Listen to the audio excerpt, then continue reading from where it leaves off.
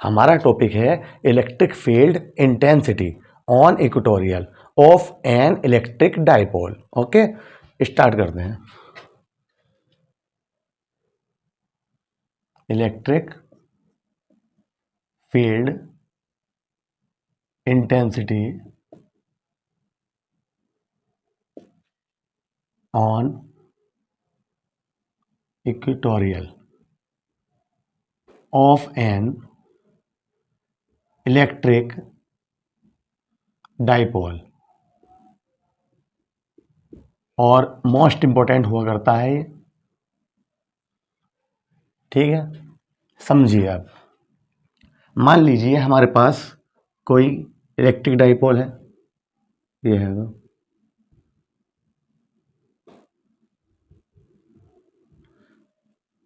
ये कैसा चार्ज होता है, निगेटिव, और ये पॉजिटिव।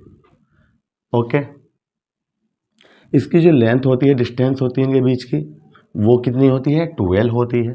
अगर हम इसके मिड पॉइंट में ओ ले लें तो यहाँ से यहाँ तक की क्या हो जाएगी, एल, और ये भी एल।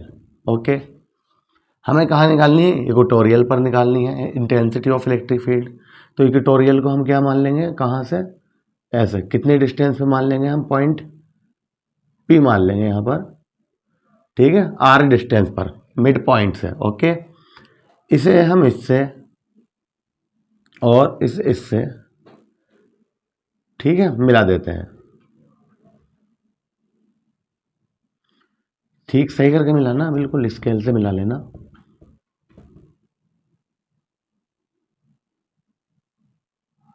वैसे मिला देते, क्लियर।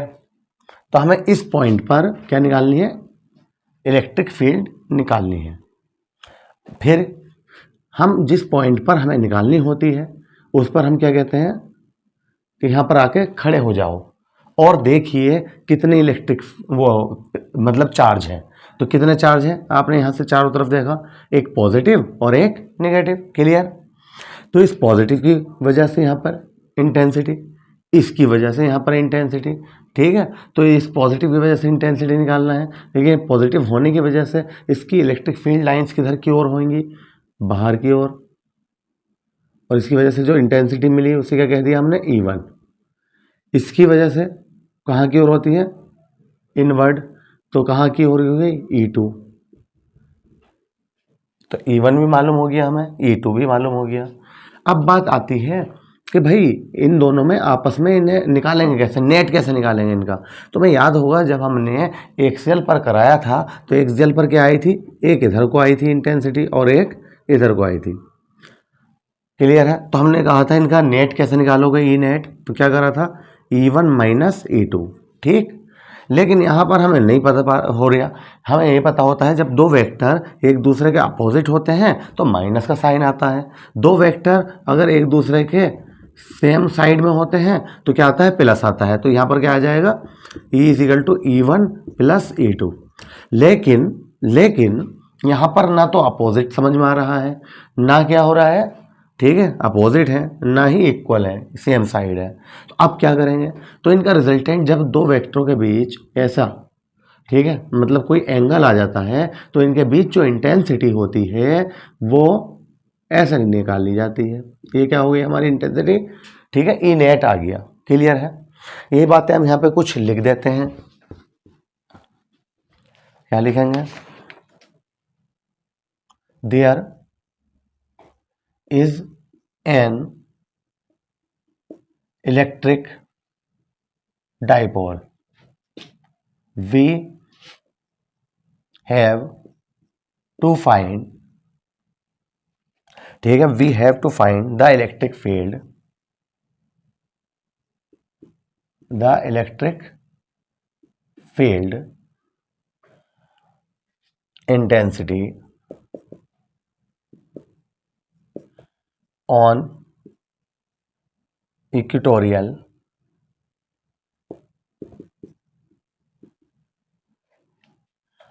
एट पॉइंट P, ठीक है। ये बात हमने यहाँ पर लिख दी है, क्लियर है।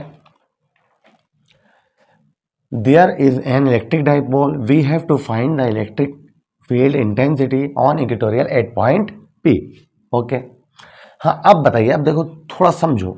अब मैं आपसे मालूम करूं कि जो E1 आया है इस चार्ज के वजह से वो उसकी वैल्यू क्या होगी। तो क्या होता है, E intensity of electric field क्या होती है, intensity K Q upon R square. Clear, K Q upon R square. तो क्यू ये है, आर स्क्वायर का मतलब क्या होता है, जिस चार्ज से आप इंटेंसिटी निकाल रहे हैं उसकी डिस्टेंस, चार्ज से उस पॉइंट की डिस्टेंस। तो हमें इस चार्ज की वजह से निकाल रहे हैं, यहाँ पर निकाल रहे हैं, तो हमें यहाँ से यहाँ तक की डिस्टेंस चाहिए। क्लियर है, कभी ये वाला आर समझ लो, ये आर नहीं होता, ये आर क्या होता है, क्या आर है, ये डिस्टेंस है, ये डिस्टेंस है, लेकिन किससे है, चार्ज से उस पॉइंट की है जिस पर हमें इंटेंसिटी निकालनी है। तो चार्ज यह है, हमें यहाँ पर निकालनी है, तो यहाँ से यहाँ तक की डिस्टेंस क्या होगी। तो देखिए बेस हो गया और ये परपेंडिकुलर है, तो कैसे निकलेगा ये, hypotenuse under root R square plus L square. बताओ ऐसे तो हो जाएगा। इसी टाइप से जो ये होगा वो ये होगा, क्योंकि बेस यहाँ पर भी एल है और ये अभी भी ठीक है, ये आर है, तो क्या हो जाएगा, ये भी R square plus L square. अब बताइए, बात समझ में आ गई। आपको चार्ज मालूम है और डिस्टेंस, आपको चार्ज मालूम है और डिस्टेंस, ठीक है। तो बताइए भाई क्या करेंगे अब, प्लस क्यू, ठीक है, प्लस क्यू ऐसे लिख देते हैं हम, intensity due to plus Q, ठीक है, इसकी वजह से। तो क्या आएगी, E1 बोला है हमने, तो E1 is equal to K Q upon under root R square plus L square का होल स्क्वायर। बताइए, ठीक है, अगर हम स्क्वायर हटाएंगे तो रूट कैंसिल हो जाएगा, तो K Q upon R square plus L square. Equation 1 हो गई 1। क्लियर, और हमें यहाँ पर डायरेक्शन भी दिखानी होती है, ये कहाँ पर है, इसे ए कह दीजिए, इसे बी, तो बी पर, और किधर की ओर जा रहा है एरो, एरो देखिए आप, तो बी से कहाँ की ओर, पी की ओर। तो क्या लिख देंगे हम, डायरेक्शन ऑन बीपी, ये लिख देते हैं। क्लियर है, थोड़ा सा और इधर को करके लिख लेता हूँ, ठीक है, कभी आप उसमें मिला दो। देखो दोबारा समझिए क्या कह रहे हैं हम, हमें यहाँ से यहाँ तक की डिस्टेंस मालूम है, ये है। इंटेंसिटी का क्या नाम रख दिया हमने इस पॉइंट पर, पी पर, E1, किसकी वजह से, प्लस क्यू, तो intensity due to plus Q. तो क्या आएगी, E1 is equal to K Q upon under root R square plus L square का होल स्क्वायर। ठीक है, ये तो होती है के क्यू अपॉन आर स्क्वायर, तो K Q upon R square, R की जगह पर क्या आ जाता है, under root R square plus L square. Square से रूट कैंसिल हो जाएगा, तो K Q upon R square plus L square, equation 1। और डायरेक्शन क्या आ गई हमारी, on B P. Clear, B से पी की ओर। अब क्या आएगी, intensity due to minus Q, इस वाले माइनस क्यू की वजह से बताइए पी पर इंटेंसिटी, तो E2 is equal to K Q upon under root R square plus L square का होल स्क्वायर। इससे स्क्वायर से ये रूट कैंसिल हो जाएगा, तो बिल्कुल सेम आ जाएगी जो ये आई थी, Q upon R square plus L square. Equation क्या बनी, 2। और इसकी डायरेक्शन क्या होगी, पी से किधर की ओर है, ए की ओर, तो पी है ऑन पी ए। यहाँ तक बताइए, E1 और E2 मिल गया, E1 की वैल्यू ये है, E2 की वैल्यू ये है, E1 की वैल्यू ये है, E2 की वैल्यू ये है। क्लियर है, अब बात आती है कि हमें नेट कैसे निकालें। तो अभी आपने देखा यहाँ पर क्या हुआ था, एंगल आ रहा है थीटा, यहाँ पर भी एंगल आ रहा है थीटा। बताओ जितना ये होगा इतना ही होगा, सेम है। अब बात यही, ये जो ई होगी ये किस पे डिपेंड करेगी, तो जहाँ पर भी थीटा एंगल आता है वहाँ पे दो कंपोनेंट बन जाते हैं, एक हॉरिजॉन्टल और एक परपेंडिकुलर। ठीक है, एक हॉरिजॉन्टल और एक वर्टिकल कह दीजिए या परपेंडिकुलर। ठीक है, तो आप एक बात बताइए, देखो एक एंगल ये आ रहा है, तो अगर मैं इस पर एक लाइन ऐसे ड्रॉ कर दूं तो थीटा है, इस साइड में क्या आ जाएगा, E1 कोस थीटा, और ऊपर क्या आ जाएगा वर्टिकल में, E1 साइन थीटा। समझ रहे हो? मैं यहाँ पे समझा देता हूँ, सुनिए सुनिए। जैसे कि ये है, कितना एंगल बनना है, थीटा, इसकी वजह से बताना चाह रहा हूँ मैं E1 की। ये E1 था, और जब यहाँ पर एंगल थीटा है तो आपको ये तो पता ही होगा, जब थीटा एंगल बनता है किसी के बीच भी, दो वेक्टर्स के बीच, तो वहाँ पर दो कंपोनेंट काम करने लगते हैं। एक आ जाता है पर वर्टिकल जो होता है इधर आ जाएगा E1 साइन थीटा, और इस साइड में क्या आ जाएगा, E1 कोस थीटा। अब बताइए, बात समझ में आई? क्लियर है? अब आप कहोगे एक इसकी वजह से भी तो है, इसकी, ये जो E2 है। तो अगर हम यहाँ देखें, फिर दोबारा देखो, यहाँ पर भी एंगल थीटा, ठीक है, तो यहाँ पर क्या आ जाएगा, ये E2 था, तो E2 साइन थीटा, और यहाँ पर क्या आ जाएगा, E2 कोस थीटा। इसका मतलब ये पता चला, ये जो है, ये जो वेक्टर दिखाई दे रहा है तुम्हें E, तो ये किस पे डिपेंड करेगा, E1 cos theta plus E2 cos theta, total हो जाएगा। समझ रहे हो मेरी बात? फिर दोबारा सुनो, फिर दोबारा सुन लो कि E1 और E2 के बीच एंगल आ रहा था, और जब हमने E निकालनी होती है, इस पर E नेट निकालनी होती है, तो हम यहाँ पर दो कंपोनेंट बना लेते हैं। एक हो जाता है ऊपर की ओर वर्टिकल, वहाँ पर आता है हमेशा साइन, और हॉरिजॉन्टल के साथ क्या आता है, कोस, जो भी चीज़ होती है यहाँ पर, ठीक है। तो हमने देखा कि यहाँ E1 था, तो इस साइड में क्या आ गया, E1 कोस थीटा, ऊपर क्या आएगा, E1 साइन थीटा। इसी टाइप से यहाँ पर ये जो E2 था, तो इस साइड में क्या आ जाएगा, जहाँ पर एंगल होता है उसके साथ में हमेशा कोस आता है, और जहाँ पर एंगल नहीं होता, देखो यहाँ पर एंगल था तो इसके साथ में क्या आ गया, कोस, और जहाँ पर एंगल नहीं होता जैसे यहाँ, ठीक है, तो यहाँ पर क्या आएगा, साइन। ठीक है, ऐसे ही याद रखना। वैसे 11th क्लास की बात होती है, 11th क्लास के फिजिक्स में पढ़ाए जाते हैं वेक्टर एनालिसिस में, ठीक है ये बातें, मगर फिर भी समझ लीजिए आप। तो इसका मतलब यहाँ पर क्या आना चाहिए, E1 है, तो यहाँ पर क्या आएगा, E1 कोस थीटा। तो ये जो E होगा, ये जो E होगा, ये किसके बराबर होगा, ये बता दीजिए। तो ये E बराबर हो जाएगा E1 cos theta plus E2 cos theta. ये कहने का मतलब है हमारा E is equal to E1 cos theta plus E2 cos theta, E2 cos theta, ये इक्वल हो जाएगा। तो अब हमें यहाँ पे ये निकालनी है, इंटेंसिटी 8 पॉइंट P, ठीक है, P पर इंटेंसिटी क्या होगी, तो आप क्या कहोगे कि E इक्वल हो जाएगा E1 cos theta plus E2 cos theta. यहाँ तक बताइए, E1 की वैल्यू ये है, यहाँ लगा दीजिए, E2 की वैल्यू ये है, यहाँ पर लगा दीजिए, ठीक है, और कैलकुलेशन कर देंगे, आंसर आ जाएगा। बताइए, यहाँ तक समझ में आ गया? तो मैं ये चाहता हूँ आप प्लीज़ पहले यहाँ तक नोट कर लीजिए, मैं इसे रब कर दूंगा आप, ठीक है, फिर हम नेक्स्ट पढ़ेंगे।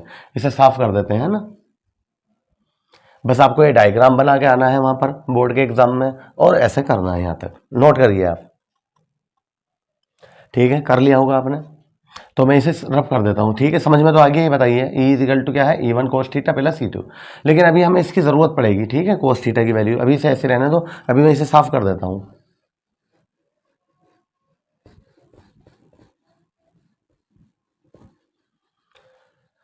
हाँ, मैं इसे ऊपर लिख दूँ यहाँ पर, E इज इक्वल टू क्या आया है, E1 cos theta plus E2 cos theta. आपने यहाँ तक नोट कर लिया होगा, ओके। अब वैल्यू लगाएंगे, अब बाद में नोट करना। देखिए, अब मैं बोला E1 की वैल्यू क्या है, E1 की वैल्यू आप बताओगे KQ upon R square plus L square और कोस थीटा, प्लस E2 की वैल्यू क्या है, KQ upon R square plus L square cos theta. मैं बोला ये तो सेम हो गया, देखो जो ये लिख रहा है वो ये है, तो इसका मतलब जब दो चीज़ें सेम होती है तो हम उसका क्या करते हैं, 2 टाइम्स कर देते हैं, तो 2KQ upon R square plus L square, ठीक है, कोई सी भी एक वैल्यू उतारिए और उसका 2 टाइम्स कर दीजिए, ठीक है, इनटू कोस थीटा। ये तो पता चल गया, समझ में आ गई बात। ना समझ में आए हो तो हम इसे ऐसे भी कहते हैं कि देखो ये और ये सेम है, कॉमन ले लीजिए, तो सब कॉमन ले लोगे तो यहाँ क्या बचेगा 1, प्लस यहाँ पर क्या बचेगा 1, 1 और 1 2। क्लियर है? अब तो आगे बढ़े। हाँ भाई, अब बताइए, यहाँ तक समझ में आ गया। अब आप कहेंगे कि यार सर हो गया कंप्लीट, अब क्या करें इससे आगे, तो मैं ये कहूँगा, देखो किसका नाम आया है, इलेक्ट्रिक डाइपोल। जब इलेक्ट्रिक डाइपोल का नाम आता है तो वहाँ पर इसका मोमेंट का आना ज़रूरी होता है।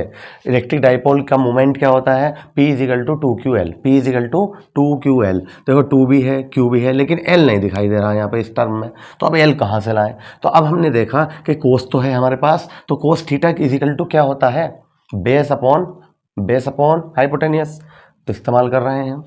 क्लियर है? देखो मैं वो लिख रहा हूँ यहाँ पे, since cos theta is equal to क्या होता है, base upon L upon hypotenuse, कोई सा भी ले लीजिए, बेस ये है हाइपोटेनियस ये है, under root R square plus L square. यहाँ पे लगा देता हूँ 2k³ upon R square plus L square, और कोस थीटा के स्थान पर क्या लगा देंगे हम, L upon under root R square plus L square. बताइए यहाँ तक सही है? ये बात समझ में आ गई। और जैसे ही हमने कोस की वैल्यू लगाई तो कितनी अच्छी बात हुई, क्या 2ql, अच्छा लगा, 2ql। फिर यहाँ लिख देंगे since p is equal to क्या होता है 2ql, तो जहाँ पे हमें 2ql दिखाई दे रहा है वहाँ हम क्या लिख सकते हैं, p के ये चल ही रहा है p अपॉन आइए R square plus L square. एक बात बताइए, ये जो रूट में लिख रहा है हम इसे ऐसा करके लिख दें तो कोई परेशानी है? रूट में जो वैल्यू होती है उसमें हम क्या लिखते हैं, पावर में लिख सकते हैं 1/2। क्लियर? तो इसकी पावर क्या है 1, यहाँ पर 1 ही तो है, और इसकी क्या है 1/2, तो क्या हो जाएगा हमारा 3/2। अब मैं इसे साफ कर देता हूँ, है ना? क्लियर हो गया है? तो डायग्राम भी इधर कर लिख देते हैं, तो क्या है Kp/r square plus L square की पावर 3/2। क्लियर? 1/2 और 1 कितना हो गया, 1 प्लस हाफ कितना हो गया 3/2। अब फिर बात वही आती है, एल क्या है यहाँ पर, मैंने आपको पहले ही बताया था, इलेक्ट्रिक डाइपोल के बीच की जो डिस्टेंस 12 होती है वो कैसी होती है, बहुत बहुत बहुत छोटी होती है। और एल क्या हो जाएगी, और भी ज़्यादा छोटी होगी जब 12 छोटी है तो। और एल का भी स्क्वायर कर रहे हैं हम, तो ये क्या होती है, बहुत बहुत ज़्यादा छोटी हो जाती है कंपेरिजन टू आर। ठीक है, तो हम यहाँ पर लिख देते हैं L less than two R, then L square much less than two R square. ठीक है, सो इट्स नेगलेक्ट, हम इसे नेगलेक्ट कर देते हैं। जब इसे नेगलेक्ट मान लिया तो Kp/r स्क्वायर की पावर क्या बचा 3/2, 2 से 2 कैंसिल हो गया, तो E इज इक्वल टू क्या आ गया हमारे निकल गए Kp/r3। उसमें क्या आया था एक्सियल पर, बस यहाँ पर 2 आ गया था, याद है आपको, 2p/r3। यूनिट क्या होती है इसकी, न्यूटन पर कूलम, न्यूटन पर कूलम। बताइए आपकी समझ में आ गया या नहीं? अगर नहीं आया तो इसी वीडियो को दोबारा रिपीट कीजिए और देखिए क्या करा था हमने, E is equal to E1 cos theta plus E2 cos theta. Cos theta क्यों आया था, क्योंकि एंगल बन रहे थे E1 और E2 के बीच, क्या बनना था, नेट निकालने के लिए, ई नेट निकालने के लिए एंगल। और जहाँ पर एंगल बनता है वहाँ पे दो कंपोनेंट काम करने लगते हैं, कोस और साइन। साइन जो थे E1 साइन थीटा, E2 को साइन थीटा, एक दूसरे के मैग्नीट्यूड इक्वल होने की वजह से एक दूसरे को कैंसिल कर दिया था। ठीक है, तो किसने काम किया, सिर्फ यहाँ पर E1 cos theta plus E2 cos theta, E net आ गई। हमने E1 की वैल्यू लगा दी, E2 की वैल्यू लगाई, तो देखा दोनों इक्वल हो गए तो दुगना कर दिया। ठीक, फिर हमने देखा यार हमें तो 2ql चाहिए किसी भी हालत में, तो 2ql नहीं दिखा, 2 दिखा, q दिखा, l नहीं दिखा, तो कोस की वैल्यू लगा दी। ठीक है, बेस अपॉन हाइपोटेनियस, तो कोस की वैल्यू जैसी लगाई तो 2ql दिखने लगा, इसकी जगह हमने क्या रख दिया p, तो Kp/ये, और इसे हमने ऐसे करके लिख लिया। जब ऐसे करके लिखा तो इन दोनों की पावर इसकी 1 थी, 1/2 थी, तो क्या हो गई 3/2, और 2 से 2 कैंसिल, हमारा आंसर आ गया। किस पर आ गया है, intensity of electric field of on equatorial, ठीक है, of N electric dipole. Clear है? बस आपसे इतनी रिक्वेस्ट है, अगर आपने मेरा चैनल अभी तक सब्सक्राइब नहीं किया है तो प्लीज़ सब्सक्राइब ज़रूर कीजिए और बेल आइकन को प्रेस करना ना भूलें। ठीक है, जिससे कि आपको टाइम टू टाइम हमारी नोटिफिकेशन मिलती रहे। ओके, हमारा टॉपिक है अब नेक्स्ट, ठीक है, इलेक्ट्रिक फील्ड इंटेंसिटी। लिख रहा हूं यहां पर, electric field due to continuous charge distribution, charge distribution. ठीक है, हमारा नेक्स्ट टॉपिक क्या है, electric field due to continuous charge distribution. सुनिए, इसे समझने से पहले मैं आपको समझा देता हूं। मान लीजिए हमारे पास एक वायर है, ये वायर है, ठीक है, हमने इसे चार्ज दिया, वायर को हमने क्या कर दिया, ऐसे बना देता हूं, ये वायर है, इसे चार्ज दिया, तो ये बताइए वो कैसे डिस्ट्रीब्यूट होगा। जाहिर सी बात है वायर में ही होगा, बाहर को तो निकलेगा ना इधर उधर को। तो हमने जब प्लस पॉजिटिव कोई चार्ज दे दिया तो ऐसे डिस्ट्रीब्यूट हो गया। क्लियर है यहाँ तक? तो इसका मतलब चार्ज जो डिस्ट्रीब्यूट होता है वो ऐसे भी हो सकता है, लीनियर में, लीनियर बोलेंगे इसे, है ना।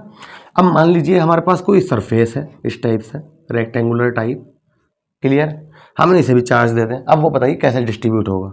अब वो ऐसे ही होगा, बस ऐसे नहीं होगा, तो आप कहेंगे ऐसे भी होगा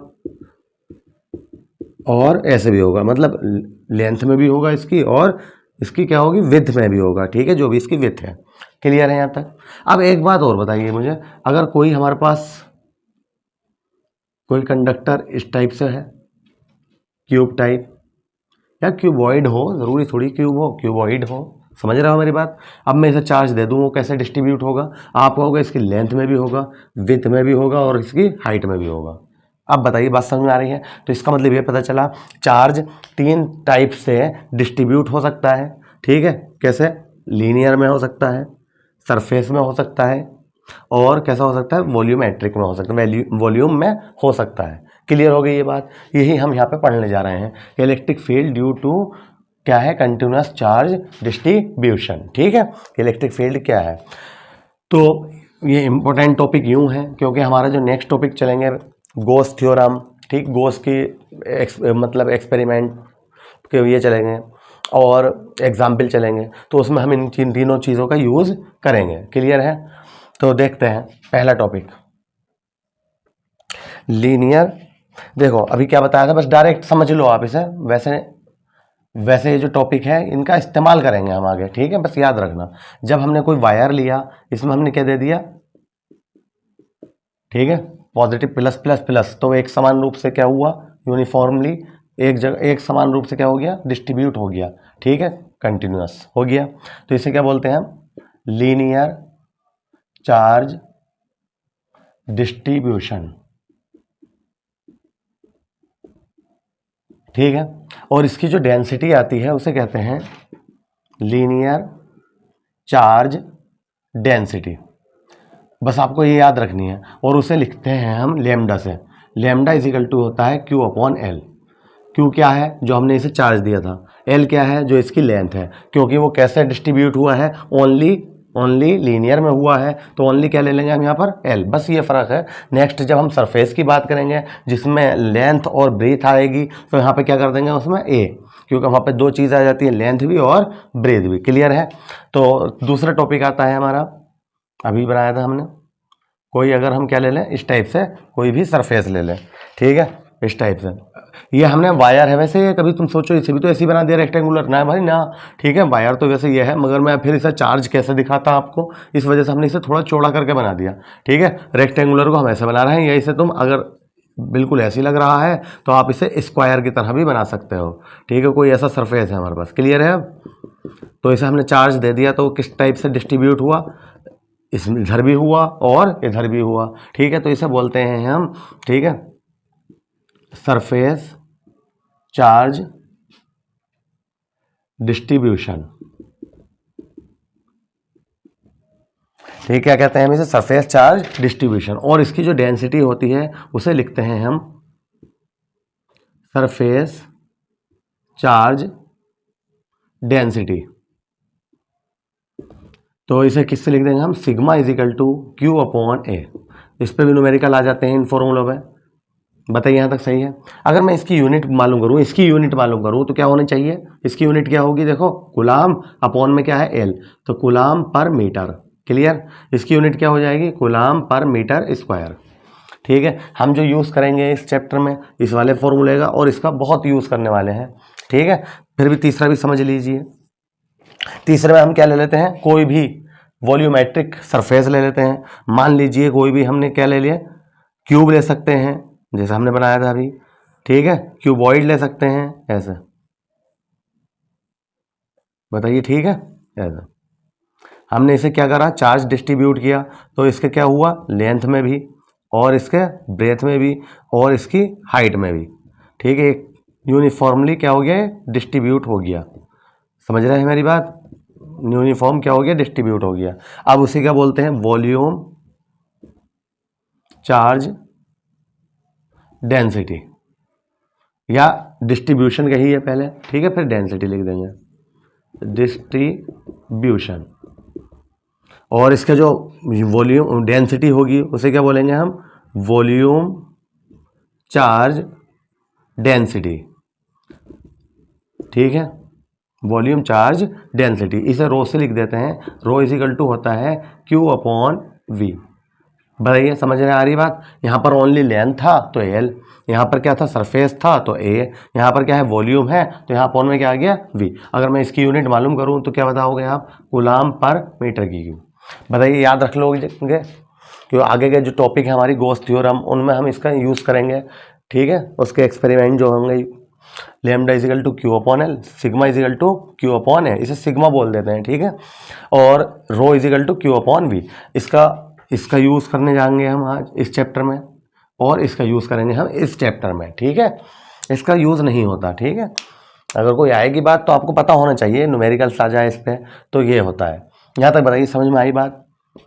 क्या था, electric field due to continuous charge distribution. इसमें हमने क्या लिया था, एक वायर ले लिया, वायर को हमने जब चार्ज दिया तो उसे क्या बोला हमने, लीनियर चार्ज डिस्ट्रीब्यूशन। क्यों, क्योंकि वायर में कैसे डिस्ट्रीब्यूट होगा, ओनली लेंथ के एलोंग होगा, ठीक है। लीनियर चार्ज डेंसिटी क्या होगी, lambda is equal to Q upon L। उसके बाद हमने कोई सरफेस ले लिया तो इसे क्या बोलते हैं, सरफेस चार्ज डेंसिटी, वही डिस्ट्रीब्यूशन, ठीक है। और इसकी डेंसिटी क्या होगी, surface charge density, sigma is equal to Q upon A, coulomb पर मीटर स्क्वायर। फिर हमने क्या ले लिया, कोई क्यूबॉइड ले लिया, कोई भी क्यूब ले लिया, ठीक है, स्फेयर ले सकते थे। तो वॉल्यूम चार्ज डिस्ट्रीब्यूशन, इसका वॉल्यूम चार्ज डेंसिटी क्या होगी, rho is equal to Q upon V, ठीक है। इसके बाद हम नेक्स्ट टॉपिक देखेंगे गॉस थ्योरम। ओके।